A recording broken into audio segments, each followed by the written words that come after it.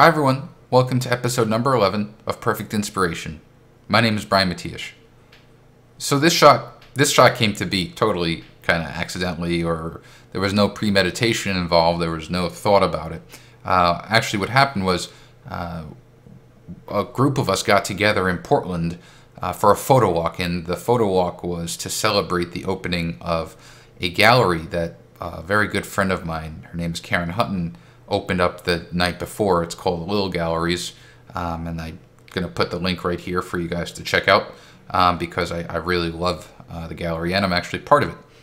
But we got together and I helped Karen determine the route because Karen is, she's not from Portland, she actually lives down in California, so we walked around and it just so happened that along the waterfront in Portland there is a huge carnival going on, and it's to celebrate the Rose Festival here.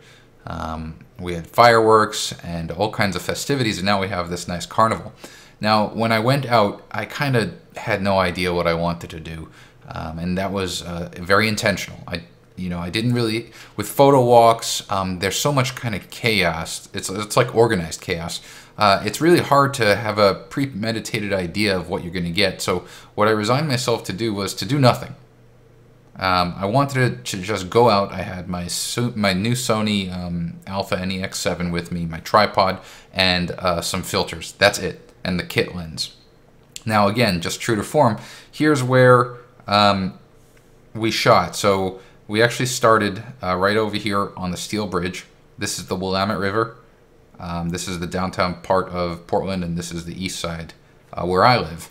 And so a large number of us broke off to go to the Chinese Gardens, which is right around here somewhere. But me and a smaller group, we actually continued walking along the waterfront, and we ended up shooting, I love this three-dimensional view here, right around here. Now on this map obviously you don't see the carnival, but picture from here all the way through this huge carnival with rides and food and just lots of fun. And so right around here in between the Morrison Bridge and the Hawthorne Bridge was this ride that we see here. I think it's called the Zipper. Now, I had no idea what I wanted to do, and it wasn't until I put my tripod down and with my big stopper, my 10-stop neutral density filter, that I tested a shot out, and I got this. This was the first shot that I got. And you can see that if I bring up the EXIF information, it was 4 seconds at f13, and you can see that that's too much time. But it gave me an idea. Right off the bat, it gave me an idea of what I can do, because this gave me some atmosphere, as it were. It gave me some context. So what I did was, if I go back to my grid and I go here, you can see that I actually cut the shutter speed in about half, and I close the aperture by 1 stop, so that I now have much more definition. And I thought, all right, well, wouldn't that be fun if I could somehow make a story out of this, or add a little bit more dynamic to it beyond what I see here. So what I did was I'm going to take both of these images here, and I'm going to send them over to Perfect Layers, and I'll show you how I started off getting this image composited. I'm going to go to File, Plug in Extras, and then select Perfect Photo Suite to send both images into one layered PSD file. Alright, so here we are in Perfect Layers, and you can see this top layer is one of my images. It's the first image I took, and then the second one is the second image, and the camera didn't move. So like, just focus on the little building back here. You can see how it's not moving at all. The trees moved, and that's fine. I don't care about that. I actually like the motion in the trees. It actually helps to, it almost acts as a kind of natural frame for the image. So what I want to do is I want to mask in this center area of the ride, but I want to also retain some of that motion, this kind of crazy zigzagging motion. The way that I usually mask in these situations is I bring up the masking brush over here, and I'm going to bring the inspector up. With the inspector up, I usually bring my the brush opacity down to about half. And you can see here, and I also want to make sure I'm in paint out, because I'm actually going to be removing information from this layer and revealing information on the layer below. And so what I start to do is I start to paint, and I want to get my border. Now, because I'm at 50%, I'm very careful right now not to take the pen off of the tablet surface. And I'm using my Wacom Intuos 5 large tablet. And what I'm going to do is I'm just kind of getting my border of the mask. And because I'm at 50%, it's not making a full cut through. All right, so now that I've done that, I'm going to go ahead and do another stroke which compounds onto that previous selection another 50%. And I'm going to bring more definition in. So you see here how I'm getting more of the track up here, up on the top, and then continue onward. Now you notice I'm not paying attention to the middle yet, and that's because I'm going to bring my brush opacity up to 100% to just get all of that in. Everything inside here I want to be 100%. Now what I can do is I can bring the inspector up, go to the Show Mask dropdown and select Overlay, and that'll show me exactly what's masked and what's not. So I can bring the opacity up to 100 and just paint everything in this section here, just so that I have a full bleed through to the layer below it.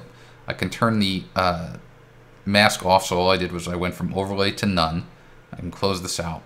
Now, I'm really happy with this mask. If you want to refine it a bit more, you can always bring up the inspector, set the painting mode to paint in, and bring that opacity even lower to like 20 some odd %, and that can kind of make a nice blend. You see how we're kind of blending in the two?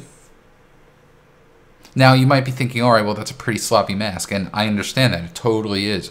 However, with the stylization that we're gonna do, it'll continue to add a blending between the two layers. Let me go ahead here really quickly, and I want to illustrate something to you too. Sometimes the overlay is not the best mask to see. So we also have other options like white. So white over here is actually a good mask.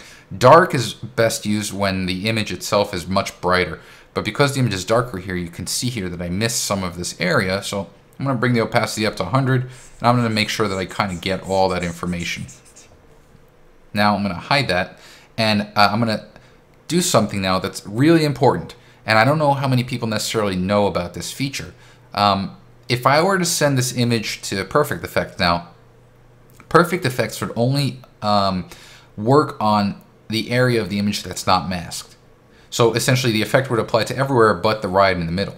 So to make sure that Perfect Effects works on the image totally, we have to create a new layer. Essentially we have to flatten. Now I'm not a fan of flattening. We could merge the two and it'll actually destroy both layers and create one layer. However, if you go to the layer menu, there's an option here called New Layer from Composite. If I select that, what happens is Perfect Layers creates a new composited layer without affecting the two underlying layers. So it's like a merge, but then a copy instead of a merge and then a replace. So with this top layer selected, you can see I can even turn off these two underlying layers. I have my full image here. I'm going to click on Effects from the module selector so we can begin stylization. Alright, so for those of you that may be familiar with how I stylize, I usually apply, the first effect that I apply is the one that's going to apply to the most amount of the image. So in this case here, I'm going to start under the Movie Looks category and go all the way to the right to one of my favorites. It's called Thermopylae. I'm going to select it, and when it comes in very strong, but I do like the overall base that it gives the image.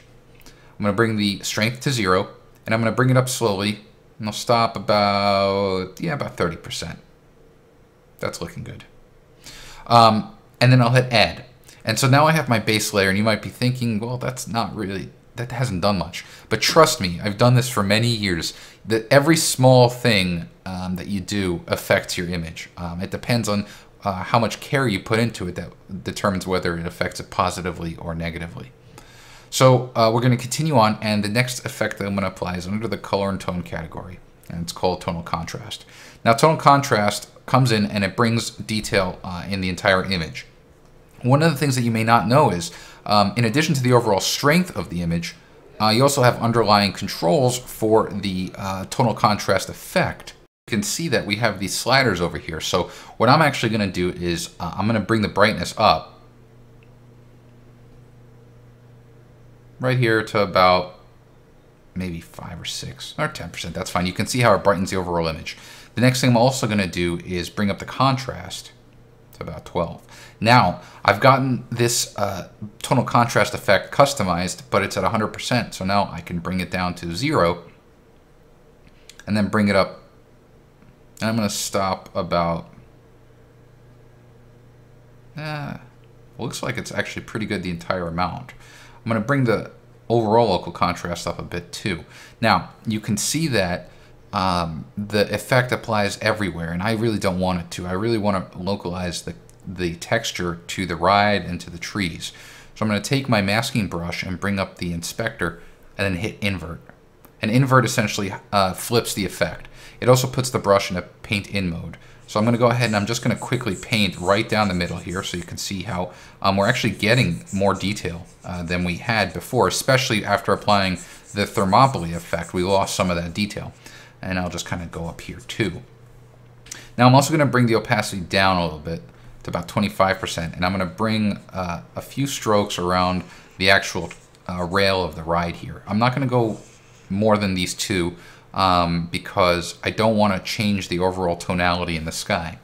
I'm going to bring it down even more to about 16-17%, and I'm going to start painting on these areas here where the rail or where the rails were when this ride was spinning. All right, now I'm going to close the inspector. I'll hit add to create a new layer, and here's where the fun begins, in my opinion. Here's where we start having fun with textures, and this is kind of something that I was playing around with. I'm going to go to the textures category, and I'm going to go all the way to the right to an effect here, or a texture rather, called subtle clouds. Now, I only want a little bit of these clouds, and I found this effect totally by accident. I was clicking on a texture, and I clicked on this one by accident, and I immediately loved it.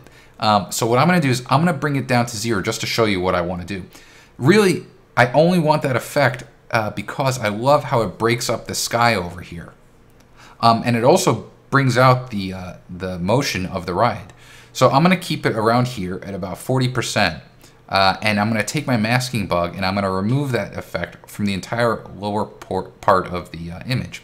So I'm just going to take the masking bug and it quickly masks it out through the bottom here, which is not a problem. It doesn't impact the image at all.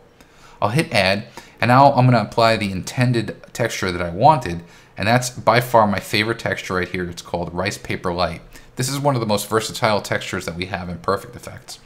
I'm going to go here, and you can see that by default, Rice Paper Light has this border. I'm going to get rid of it by taking the scale slider and just dragging it up. I'll drag it up actually a little bit more. And you can see that it essentially gets rid of the border. It pretend like you're taking that texture and you're stretching it out past the corners of the frame.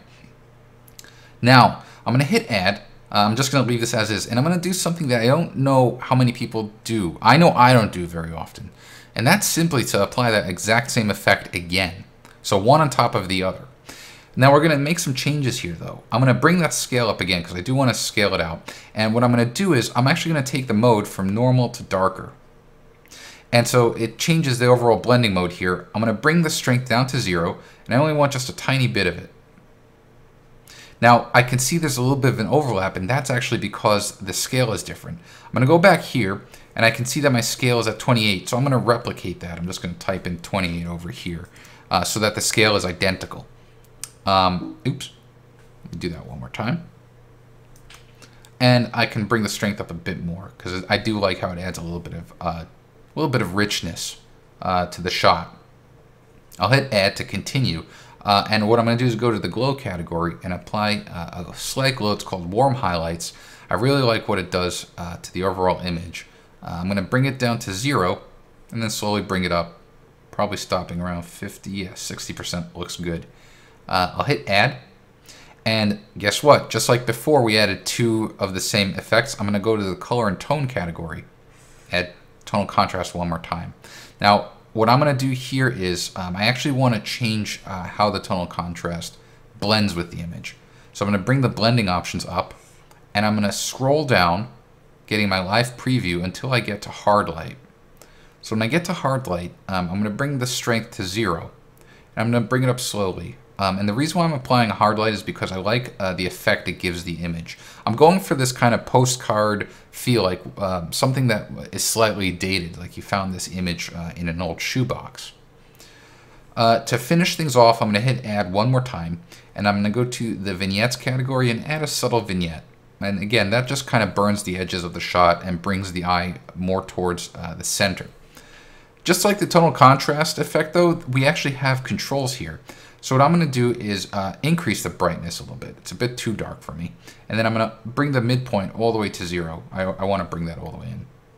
And so you can see here, if I hide the effects bar, let's toggle using the Command P or Control P keyboard shortcut, the before and the after. So it just looks awesome. You can still see the motion in the ride, which I love. And that's really why I kept that first shot. And then we also added just so much more fun to the shot.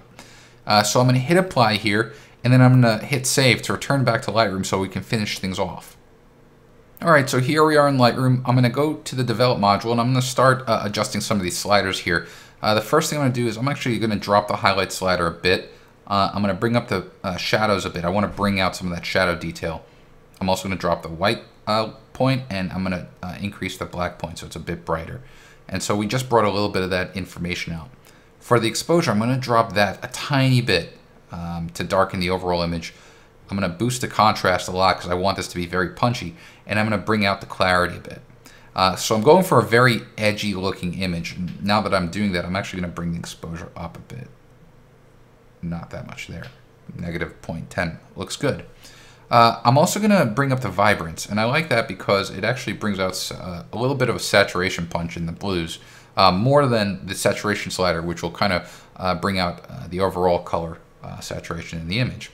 Next, I'll go to the effects down here, and I'm just going to add even more of a vignette, bring the midpoint in, and then protect the highlights by dragging that up, because there are some highlights up here that I want to protect. And so you can see here that this is our final image. It's one of those things where really, I know that a lot of times, especially if you don't get an opportunity to shoot very often, you feel pressure, you put pressure on yourself to have to get good shots. And sometimes by not even thinking about it, not worrying it, and simply just enjoying the fact that you're getting to go out with your camera in your hand, that kind of muse will actually come and find you. So don't try so hard all the time. Just have a good time. Don't forget that photography is art, and sometimes it's just a matter of enjoying yourself. Art is not always art doesn't always have to be, you know, very strenuous. So I really hope that this helped out, because yeah, this shot just kind of came to me after messing up. After this shot right here, when I totally messed up on the exposure, that's when the shot came to me. I had really no idea or no plan. So with that, be sure to download the preset that I used to create this look, and I look forward to seeing you next week. Thank you very much.